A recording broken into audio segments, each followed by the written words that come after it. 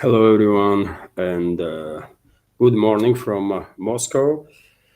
I decided to make a live stream today instead of pre-recorded update, and as always, I have prepared quite a number of news for this video, and hopefully you will find it informative and useful, interesting. And if so, please like the video, leave some commentary, share the video with your friends. This might help to deal with this increasingly aggressive algorithm.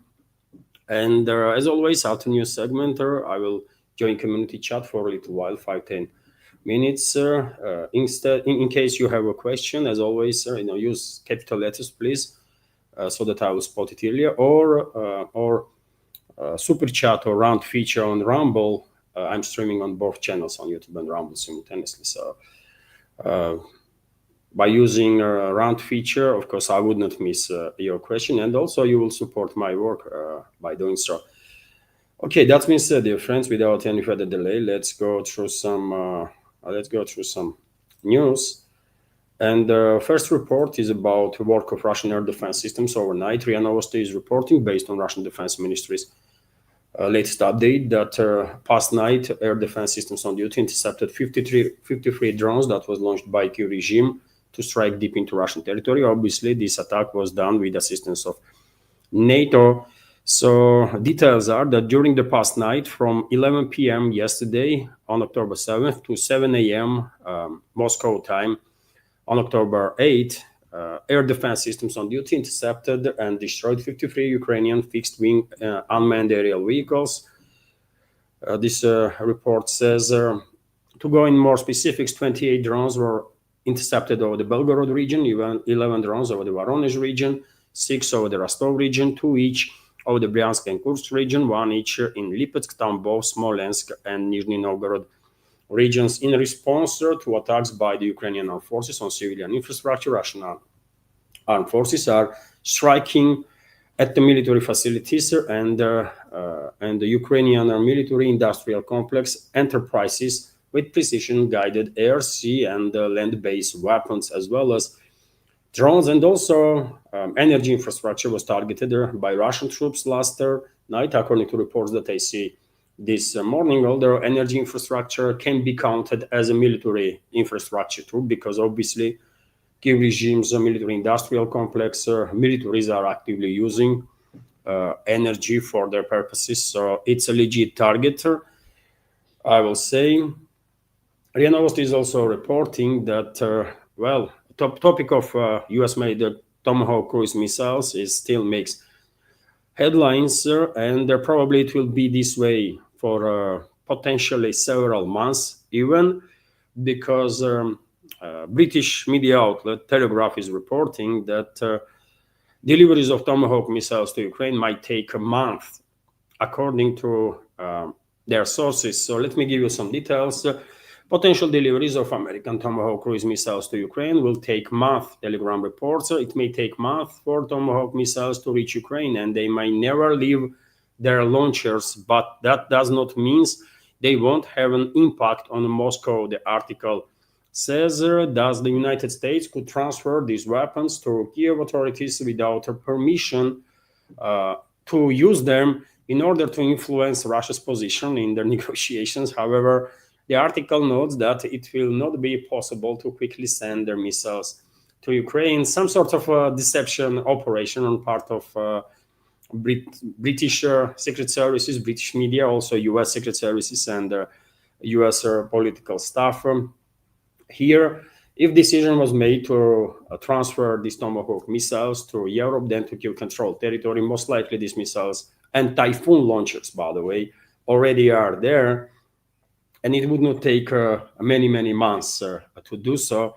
Yet again, at this point, nothing can be trusted that comes out of the Western world, from Western elites, from Western public figures, from Western so-called media outlets. Literally nothing can be trusted. We might pay attention to it, but we cannot take it for a face value, that's for sure. And when it comes to this topic of Tomahawk missiles, dear friends, yesterday during the live stream, I did share information on reaction of Kremlin on the matter. Peskov, press spokesman of the Russian president, stated that Tomahawk deliveries to Ukraine would be serious escalation. I can give you a quote from him. This will be the serious escalation, which at the same time will not be able to change the state of the affairs on the front lines for the Kyiv regime.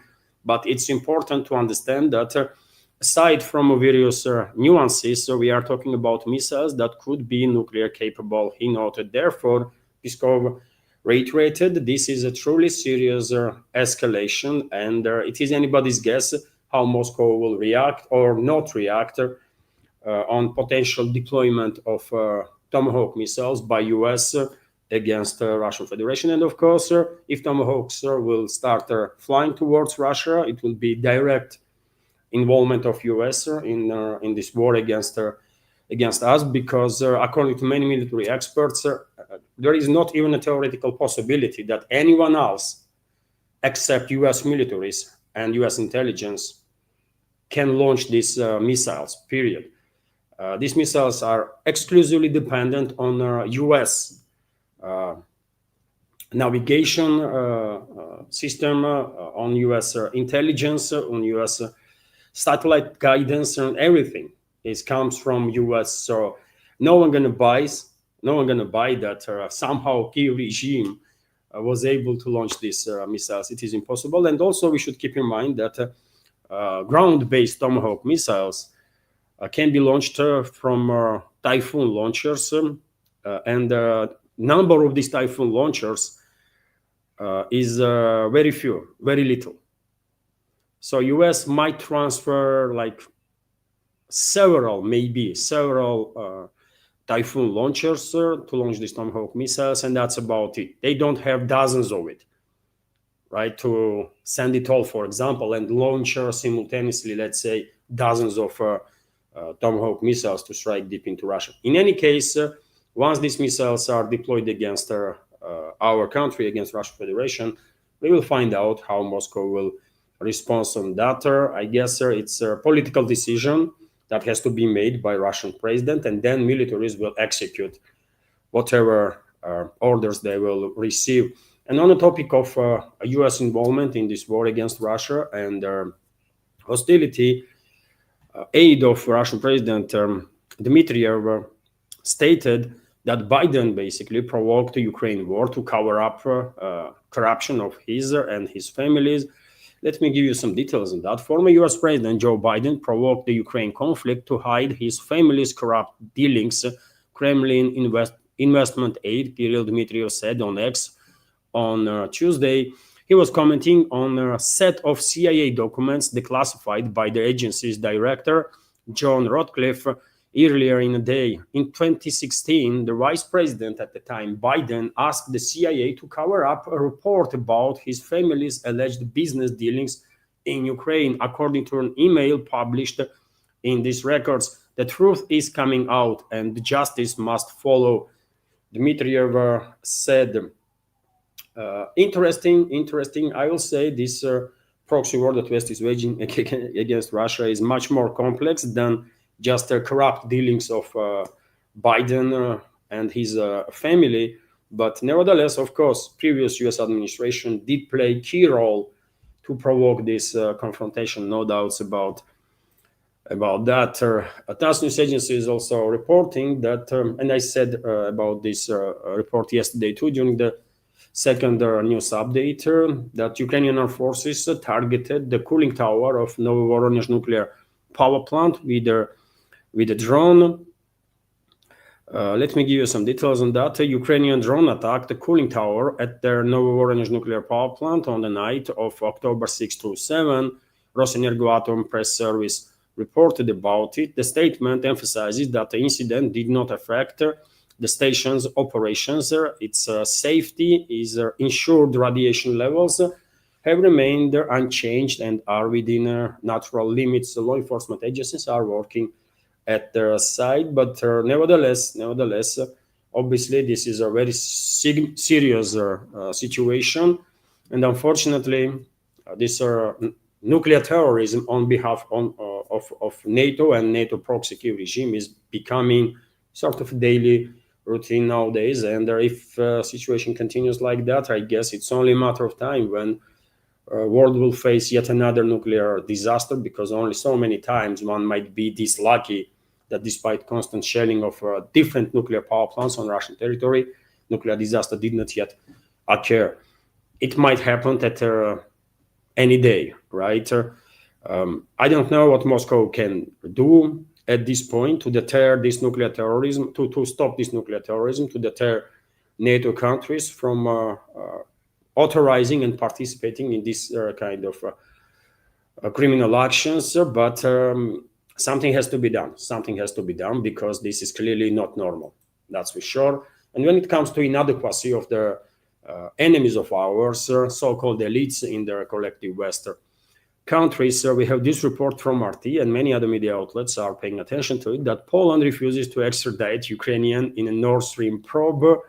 So Polish Prime Minister Donald Tusk has expressed his opinion to extraditing a Ukrainian suspect in a Nord Stream sabotage case to Germany.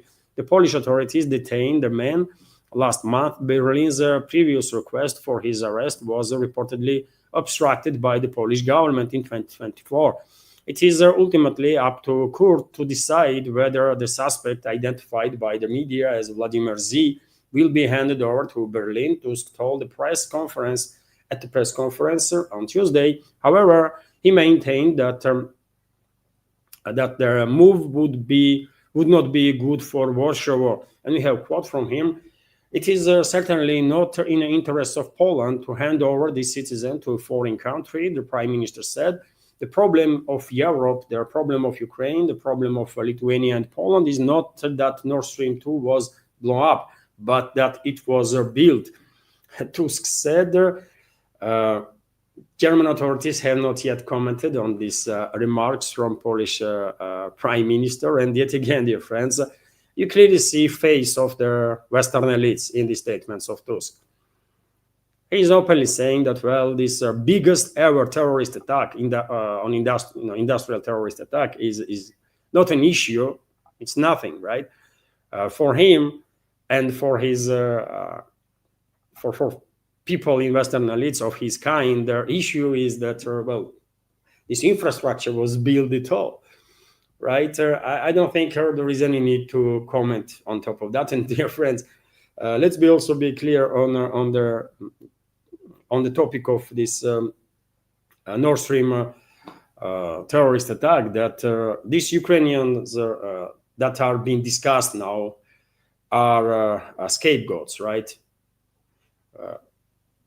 At the same time, I'm quite sure, same time when US, UK, Poland, and Norway and other countries were planning terrorist attacks and then execute a terrorist attack on Nord Stream pipelines, they set up a group. They demanded basically from Kyiv regime to set up a group that will formally work on an idea of destroying Nord Stream pipelines. That group was structured, evidences was collected, and this was done so that at some point this Ukrainian group will be used as a scapegoat, right, to divert attention of the world from direct terrorism from US authorities, right, or British authorities, Polish authorities, Norwegian authorities. And that's exactly what is happening. But inside these NATO countries, there is divisions now, right? Clearly there is some sort of divisions. Otherwise, why would the Polish leadership distract this deception operation that is going on right now, when these scapegoat Ukrainians being highlighted as a group that actually conducted terrorist attack? Something is going on inside these terrorist states, basically, right? Among the leadership of these terrorist states. But you know what? Fuck them all, right? Just fuck them all, man. Let them deal with each other. Anyone who has more than 2 brain cells knows perfectly well who blew up Nord Stream pipelines and why they did it, right? It's US, UK, Norway, Poland, and potentially maybe Germany's secret services were engaged also one way or another in that. And these Ukrainians were just designated from the beginning as a scapegoats, right? That's it. Also, Interestingly, foreign policy, a U.S. So-called media outlet that is being called to be one of the most influential ones, is coming up with a hit piece, sort of, on head of EU diplomacy, Kaja Kallas. How dare they, attacking this brilliant person, this genius of our times, and the super intellectual Kaja Kallas, man. How dare foreign policy is attacking Kaja? What the hell, man? But they do. And headline says that is Europe's top diplomat diplomatic enough? I mean, what a question, man. Oh, unbelievable. Kaja Kallas is more of a policeman than a diplomat. Foreign policy went to say, as her days begins and ends with Russia, which is a quite interesting claim to make. And well, why should anybody be surprised? Kaja Kallas and many other bureaucrats in EU were chosen because of their extreme Russophobia and because their ability to sign up for literally anything, because they have no moral, no principles, no humanity whatsoever, nothing, right? These are disgraceful, despicable scum of humanity. And exactly this is the reasons why they've been appointed in Brussels. So it is a bit strange that foreign policy only now is waking up to this reality and this truth, and beginning to ask some questions. I mean, wow, well done, foreign policy. I guess they've been given some orders, right, to open their eyes for a little while, and pay little more attention to these unelected bureaucrats in Brussels. Some sort of, yet again, internal confrontation is going on between US elites, US ruling class, European ruling class, and this hit piece in foreign policy is definitely part of it, 100%. Also, the France DAS news agency is reporting that when it comes to the zone of special military operation, Russian armed forces continue to dominate and liberate more and more settlements. And we have this report that I highlighted yesterday during the second update too, that Russian troops liberated settlement of Fyodorovka in the DPR and Novovasilievka in Zaporozhye region. Also, dear friends, we have this report from TASS news agency, which is based on statements of Andrei Marochko, military expert from LPR, Lugansk People's Republic, that Russian forces broke through Ukrainian armed forces defenses near their Kharkov's Petropavlovka, and I guess soon Petropavlovka will be liberated completely also. And Marochko went to say that Russian army already entered Zvanovka settlement. This is also DPR. A small minor group of the Russian armed forces have entered the first few streets of Zvanovka in the Donetsk People's Republic. Military expert Andrei Marochko told the TASS news agency. And if I remember geography, I didn't open the map, by the way, but if I remember geography of their place correctly, Zvanovka is on the southern side of Seversk, isn't it? And in previous couple of updates, I was predicting that most likely we will see battles beginning for Zvanovka and some other settlements, a few more settlements on the southern flank of Seversk, and that's exactly what is happening. Once those settlements are under Russian control, Seversk garnison of Kiev regime will be in not just operational encirclement, but complete, basically, encirclement. Also, dear friends, we have this report from RIA Novosti news agency that a Ukrainian sabotage and recognition group was liquidated in the Sumy region along with its commander. Also, good news for Russian troops, Russian side. Russian troops eliminated the Ukrainian sabotage group and its commander near the village of Satki in the Sumy region. Security forces told RIA Novosti, and we have quote from this group, from this source. Sabotage group from their 140th Center of Special Operations Forces of the Ukraine has been eliminated in a Satkov area in Sumy Oblast. The group's commander was also eliminated. There are also losses among the Ukrainian armed forces officers, source added. So, well, some special forces, unit of the special forces of the Kiev regime was, I guess, ambushed by Russian unit of the special forces and liquidated on a spot. And I guess these special forces were not alone. Some officers from regular armed forces or regular military of Kiev regime were also there, and they've been neutralized. So yet again, good news for Russian side, bad news for enemies of Russia. RIA Novosti is reporting that Freedom Flotilla claims Israeli attack on its ships.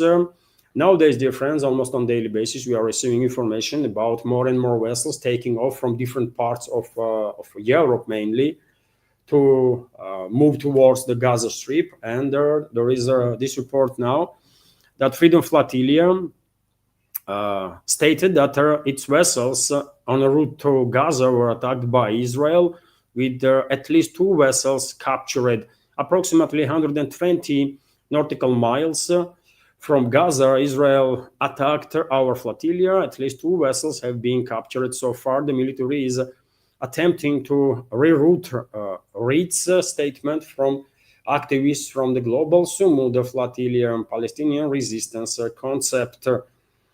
And already, by the way, hundreds of people, hundreds of activists were detained on the vessels, on the dozens of vessels that Israel arrested in the previous days. But as I said, more and more people are joining this campaign. More and more small and medium boats are taking off from different parts of Europe to join this initiative, and Israel is intercepting these vessels at this point, literally on daily basis, not to allow humanitarian aid, including baby formula, by the way, to reach Gaza Strip. So this said it all about what kind of elements are in charge of Israel. I have said so many times, I shared so many times my take on all this situation. I don't think there is any need to repeat myself. You all know what I think about it. RIA Novosti is also reporting that, yesterday there was a meeting between Afghanistani delegations and Russian delegations here in Moscow. And before this meeting took place, I assumed that one of the main topics of discussion would be potential deployment of U.S. militaries on Bagram Air Base in Afghanistan, because even U.S. President Trump spoke about this on numerous occasions, and that was exactly the case, by the way. Lavrov, foreign minister of Russian Federation, stated that the deployment of a third-party military infrastructure in Afghanistan is absolutely unacceptable. We reaffirm the categorical unacceptability of deployment of military infrastructure of third countries on the territory of Afghanistan, as well as on the territory of neighboring states, under any pretext whatsoever, Lavrov said during his opening remarks at the 7th meeting of the Moscow format of consultations on Afghanistan. And the response was quite fast and immediate from Afghanistan side. For example, Afghan authorities will not allow the American side to return to Bagram Air Base. Afghan Foreign Minister Amir Khan Motaki stated in a conversation with the Russian Foreign Minister Sergei Lavrov. So maybe we can assume that topic of the Bagram Air Base is closed now. Hopefully, because obviously, if US were able to deploy its militaries again in Afghanistan, that will become a point of spread of destabilization inside Afghanistan and also throughout the region. So hopefully, Kabul will maintain this position and not allow, under whatever pretext, Washington to get back to its destructive work in Afghanistan and the region. Also, when it comes to US and US's destructive activities all over the world, of course, everyone at this point probably well aware that it's only a matter of time when US will attack Venezuela, and we have this report now that Venezuela's President of Venezuela, Maduro, signed a 10-year strategic partnership and cooperation agreement with Russia. It is stated that sign was timed to coincide with Putin's birthday. That was yesterday. By the way, some nice gesture there from Caracas, okay, but I think most importantly, of course, Venezuelan leadership was in a rush kind of to formalize this agreement with the Russian Federation, because this will allow Moscow to provide their assistance to Venezuela, not just in economical, financial terms, but also in terms of security. And the word security gives Moscow, let's say, quite a wider range of interpretation, and this assistance in security might include anything from intelligence sharing to anti-ship missiles, because it's all about security, right? And so, yes, interesting news. I guess Washington pays close attention to these developments between Moscow and Caracas. And they do, by the way, and they do. And according to CNN's reporter, Washington is already begun to work on legislative base to attack Venezuela, to justify attack on Venezuela. According to CNN's reports, Trump's administration has drafted a classified legal opinion authorizing lethal strikes against the secret list of cartels and their suspected drug traffickers. And we all know, dear friends, that this opinion will be written in a way that will allow also a wide range of interpretations to White House, including justification of strikes on Venezuela, decapitation attacks, and subsequent attempt to occupy entire country or to recolonize entire country. It's only a matter of time when we will see beginning of this military phase of this standoff, and it's all up to Venezuelan people now. If they're gonna fight for their country, for their freedom, there is no way U.S. gonna be able to defeat them and to enslave them. It's impossible. But if Venezuelan people will refuse to fight, then I guess U.S. will relatively easily manage to overthrow government or kill as many people from government and militaries as they wish, also civilians, because that's what U.S. always does, by the way. They kill 10, 20, 30, 100 times more civilians than combatants. This is a tradition of U.S. Army, right? Historically speaking. And U.S. is built on genocide, right? I mean, we should never forget that Americans killed their natives, by the way, right? Almost exterminate all of them. So that's American history is based on blood, by the way, of innocent people, right? That's just factually accurate statement. But anyways, as I said, if Venezuelan people will fight, in no circumstances this terrorist regime of Washington will be able to enslave them again. Let's continue with some other news. And there is a report that Texas National Guard is being deployed in Chicago. ABC News caught this militaries arriving at the Army Reserve Base 50 miles south of their city today. Okay, by the way, it is quite interesting that troops from conservative state is deploying to areas that are mainly run by Democrats. Well, I mean, I don't want to go as far as to predict actual civil war inside the US, but Trump might actually trigger the civil war. Trump and his administration may be on the way to trigger actual civil war inside the US. They are behaving in ways that this is clearly a possibility. But anyways, it's up to US citizens to deal with all this situation. I'm just reporting that there is further increase in internal tensions in the US, and Washington clearly behaves in regards to states and the cities that are run by Democrat, as if U.S. administration is engaged in a war already, in a civil war against these self-governing territories, right? Also, RIA Novosti is reporting that Russian international reserves have reached a new all-time high. So Russian international reserves are at their historic high, reaching 713.3 billion US dollars as of the start of October. First, Russian international gold and foreign exchange reserves are highly liquid foreign assets held by the central bank and the government. They consist of monetary gold, special drawing rights, reserve positions in the IMF, and foreign currency assets. So whenever I see reports about this particular fund, Russia's international gold and reserve foreign exchange, I always think, does this 713 billion includes frozen 300 billion in the West or not?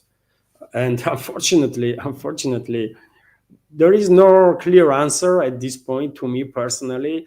I have to do some research on this matter. I think that foreign 300 billion is included, by the way, 300 billion that is frozen in the West and will never come back to Russia. So in reality, I guess actual or factual reserves are 413 billion, around that, 400 plus billion, although there is some other funds too, by the way, here in Russia. And combined reserves of those other funds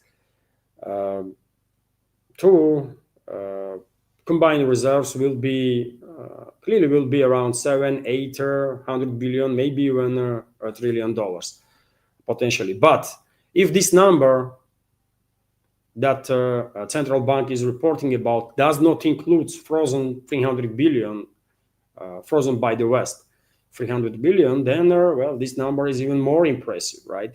Even more impressive. Anyways, few more news, dear friends, for this news segment. RIA Novosti is reporting that Russia plans to launch visa-free travel for citizens of China, Saudi Arabia, and Malaysia in the near future. I remind you, dear friends, that China already introduced visa-free travel for Russian citizens, and some reports already are suggesting about a boost of Russian tourists into China. Just a couple of days ago, I see one of the reports about it, and allegedly, even in Beijing, by the way, I mean, big city, right? A massive megapolis. Even in Beijing, it has become a noticeable increase of Russian tourists, which is a good thing, obviously, and of course, this ease of travel for citizens of Russia and friendly nations to each other, and communication and cooperation is all good, by the way, all good and all positive. And on the topic of tourism, dear friends, we have this report that tourist flow to Russia increased by 5.5% year-on-year term in January-August, according to statement of Mikhail Mishustin, Russian Prime Minister. Let me give you some details on that. So tourist flow to Russia increased by 5.5% year-on-year terms in January-August of 2025. Prime Minister Mikhail Mishustin announced at the strategic season of tourism development in the country. The Prime Minister also added that authorities aim to increase the tourism industry's share of their gross domestic product to 5% over the next 5 years. Last year, this share was just under 3%. So there is a great potential, of course, to further develop tourism industry. And there is no reason why would not tourism industry will reach in Russian GDP not just 5%, but even 10%, right? 15% potentially in next 10 to 15 years, 20 years, let's say. Russia is the biggest country in this world, right? And can offer unimaginable scale of and number of all sorts of destinations, right? Overall, over 90 million trips, 90 by the way, over 90 million trips were made last year. And in the first 8 months of this year, the growth was almost 5.5%. So, well, great, great news, dear friends. Tens of millions of people are traveling to Russia, tens of millions of trips being made, which is yet again good for communication between the peoples of different countries, and also beneficial for economy, industry, tourist industry, and economy in general. And that's it, dear friends, for a new segment today. Hopefully, you did find it informative and interesting. Well, 35 minutes for a new segment. I think this is a good result. Good result. And there was no super chatter. I guess there was no donation during the stream to highlight. Right, and therefore I will just scroll through chat, dear friends. If I spot any questions, I will react on it. If not, then that's about it for this first live stream today, first news update. I just remind you that this evening at 10 p.m. Moscow time, I will launch a second live stream with the main news update, with all the additional news that Russian media will report about some major developments, obviously, during their day. And while I'm online, dear friends, you can, if you want to, of course, you can provide support for this project. You can use super chat feature on Rumble or Rant feature and donate to the project. Or you can use a PayPal feature for that, or PayPal platform or Boosty platform. You can subscribe to my Patreon page. Or become a premium subscriber on Rumble. All the links are on this video in description box and in the pinned comment. And many thanks to everybody that helped already and continues to support and keeps me in this field of news and political commentary. It's a 3-year plus, by the way, now, and truly grateful for this unique opportunity to be in this field, by the way, which is extremely competitive, right? And it is difficult to stay in this field, but thanks to support of our community, I'm still here. And I hope to stay here. By the way, if you have seen programs from Teamcast, Tim Pool and his team, if sometime in the future, by the way, our community will grow bigger and stronger, and if I will have a bigger support from a community, ideally that's the project, that's the direction that I want to go, to be in a position to basically invite several people to build a studio, basically invite several people and to do shows, and to do shows with the guests and so on. PBD does this type of shows. Team Pool does this kind of shows when there is several hosts, and they always have some guests. And right now, I'm in no position to even dream about this, but you just never know. You never know. Maybe in several years' time, our community will be strong enough to support such a project. Anyways, dear friends, let's scroll through chat. I have not seen no question at this point directed to me.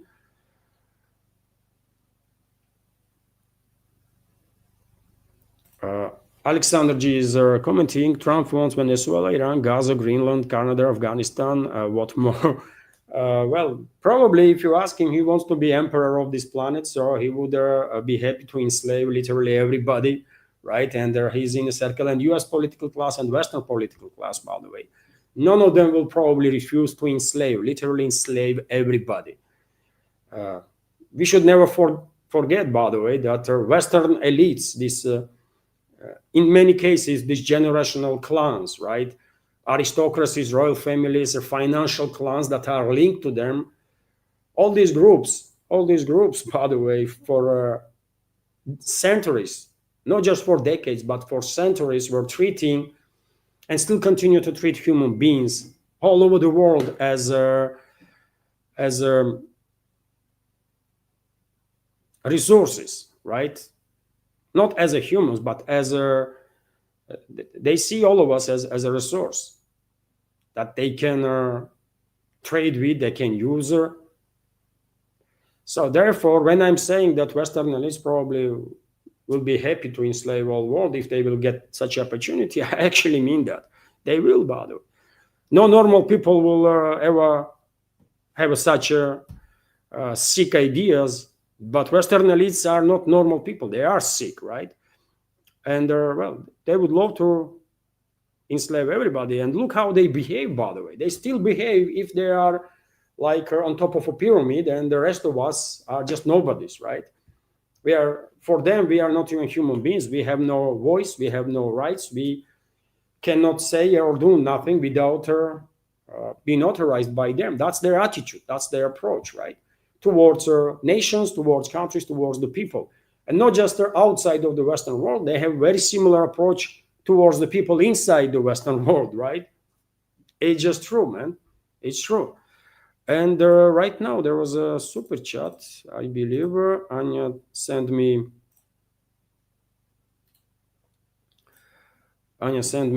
a screenshot. There is a super chat from Viper. Let me highlight this here, friends.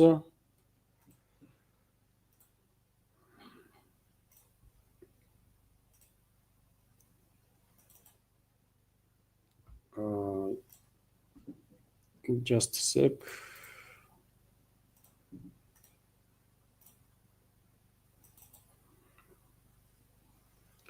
This is a super chat on Rumble from Viper. Thank you very much, Viper, for your super chat and $5 donation. And the question from Viper is, what do you consider a Slavic land? Well, I don't divide territories as such, Slavic land, non-Slavic land. Unfortunately, Slavic people are not united. And this is mainly due to interference from other forces, from outside forces, right? But if we are talking about historically, where Slavic people were lived and how they expanded their habitat, then there is still discussion to nowadays, by the way, where exactly, in which particular area in Europe, Slavic people formed as a separate entity, right? Because we should keep in mind that we all, I mean, not we all, but majority of the people on European part of Eurasian continent, including European part of Russia, majority is Indo-European, right? Of Indo-European origin, Indo-European race. And that means that some time ago, we all have one predecessor, right? And at some points, people start breaking up, and after hundreds of years of separation from other groups, they transformed into separate ethnicities and so on, right? And Slavic means Slavic is a language. It's this association of people like Slavic people. This comes from language family, right? So yet again, there is a still historians are discussing where Slavs were generated. Some say it was the Carpat mountains from where Slavic people spread in north and eastwards, south. Others might argue that it was differently. Slavs were formed as a separate cultural entity on the Baltics, right? And therefore, I cannot tell you for sure how exactly this had happened. Right? It is very difficult. We are talking about for such a long time in history that there is not really much artifacts to rely on, right?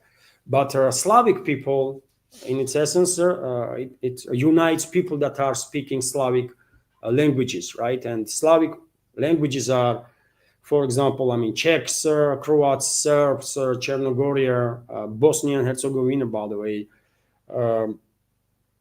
Poland, of course, Bulgaria, Belarus, Russia, Ukraine, of course, Slavic people too, right? All these languages are Slavic languages. So that's my answer, really. And when it comes to geography, then just look at the map. Look at the map, and you see area where majority, predominantly Slavic people or Slavic people. I mean, that's the name now, isn't it? Slavic people lives. So it's from Central Europe and eastwards, right? Northern Europe is named mainly German people. UK mainly now German descendants of Anglo-Saxons, right? And the English language is a part of German language families. Some don't even understand. Some people maybe because they don't pay attention, but English language is a part of German language family, right?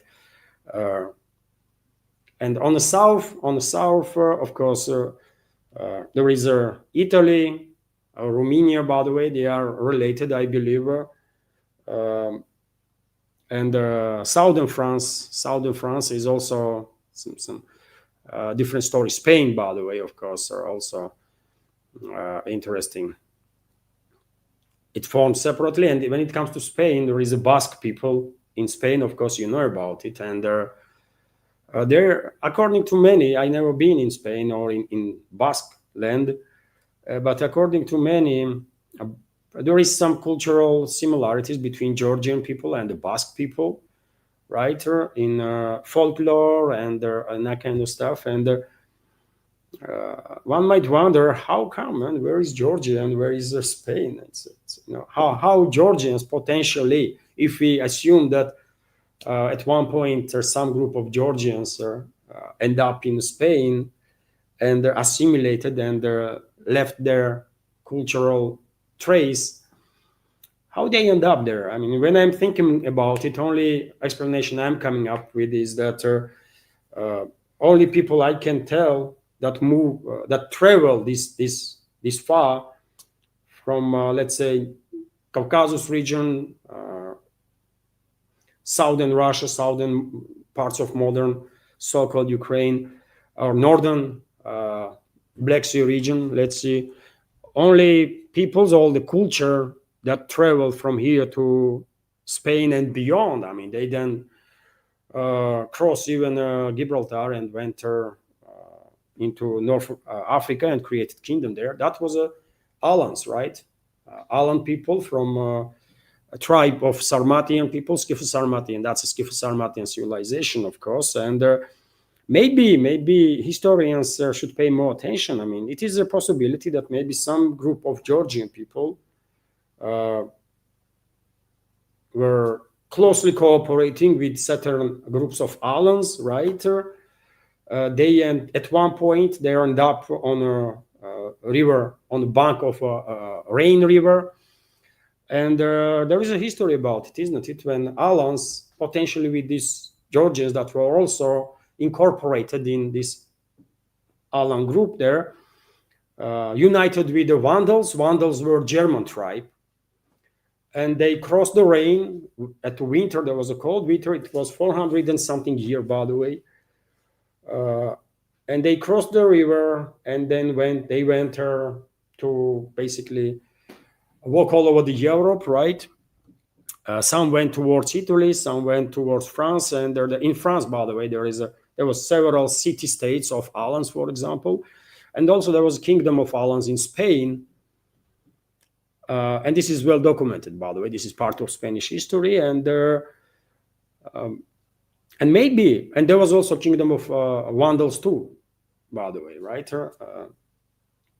And maybe while these Alans and Vandals end up in Spain, before they move to North Africa, where they created their kingdom under the leadership of Vandal king Geiserich, who was also related to Alans, so he was chosen. His mom was Alan, or there was some relative, they were relatives basically, right? Leadership of Alans and Vandals. So Geiserich was chosen as the king, and under the leadership of Gezerich, I believe this kingdom of Alans and Vandals even entered Rome at one point, capital of Roman Empire, right? That's how powerful at some point they were. But to go back to that Spain story and Basque story, I suppose not all Alans Vandals left Spain when they decided to move to North Africa. Some probably left, decided to stay, and they've been assimilated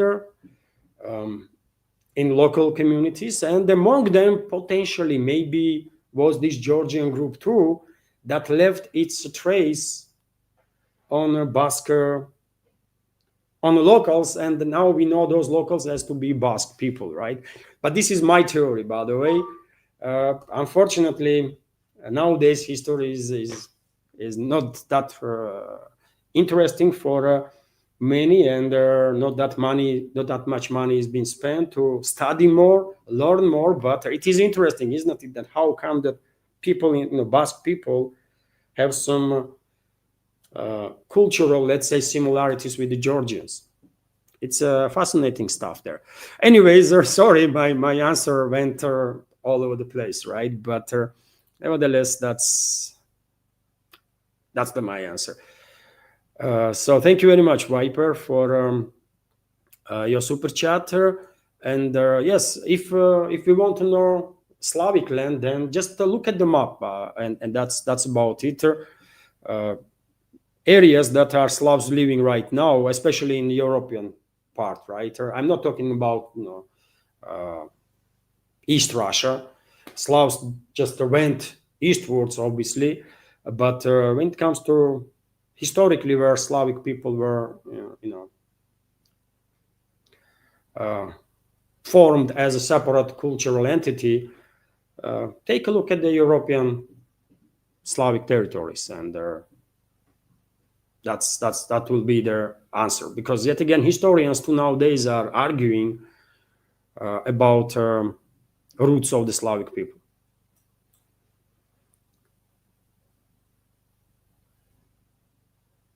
And dear friends, I'm scrolling now. Okay, 52 minutes already. 52 minutes.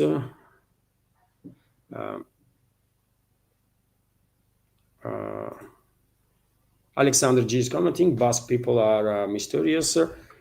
Yes, I mean, all people are obviously unique. All peoples, all nations are uniquer, and this is factual. But nuance that I spoke about, it's to me personally, it's quite fascinating stuff. How come that there is a Saturn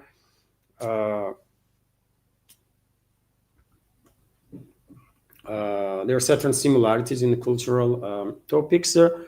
Kukulkan is commenting, they are Vikings of older, supposedly. You mean Slavic people? Vikings or Germanic people. Vikings were Germanic people, right? Scandinavian people.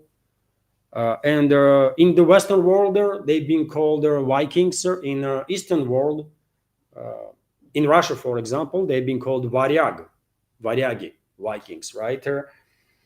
These Norwegian groups that were traveling through rivers, and in some cases they were causing some havoc. In other cases, they were actually quite helpful for the locals. And first Russian royalties, by the way, Rurik family was they were Varyaks, right? They were Vikings.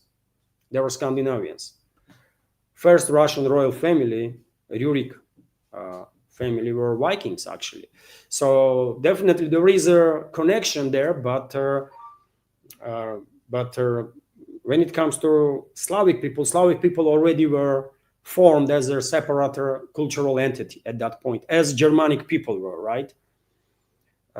So roots goes far beyond their time when Vikings become a thing in Europe, when they began moving all over, right? Eastwards towards modern Russian territory, westwards until UK, right? Some even argue that Vikings did manage to reach North America, by the way, and maybe they did, right? There is quite good evidences for that, but yet this is topic for historians. This is a topic for historians, of course. And also one more question, dear friends, and I will end this live stream if I may now. Bald Eagle is asking, how safe is Georgia? I don't want to become a new Ukraine proxy. I'm not sure I did understand the second part of your question, Bald Eagle, but when it comes to first part, Georgia is safe, even though there was some unrest just a couple of days ago on 4th of October after local elections, and fifth coup d'etat attempt, basically, by Western-controlled so-called opposition, media, and their NGOs. In general, situation is under full control there, and it is absolutely safe. If you want to travel to Georgia, you can go. I definitely can recommend. If I had any doubts that it's not safe, I wouldn't say it, right? I wouldn't recommend to nobody to travel there, but it is absolutely safe. You can go to Tbilisi, by the way, enjoy yourself. You can go to other cities in Georgia. It's a wonderful place, wonderful people, by the way. Some are morons, obviously. Some people are morons everywhere. Unfortunately, that's the world we are living in. There are morons everywhere, but majority is absolutely friendly, and you're going to enjoy your stay in Georgia, so it is safe.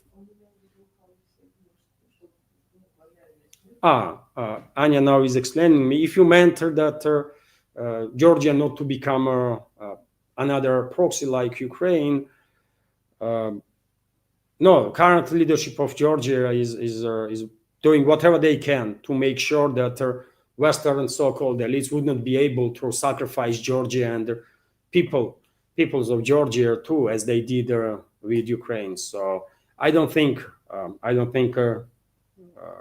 Western elites will succeed and destroy Georgia as they destroyed Ukraine.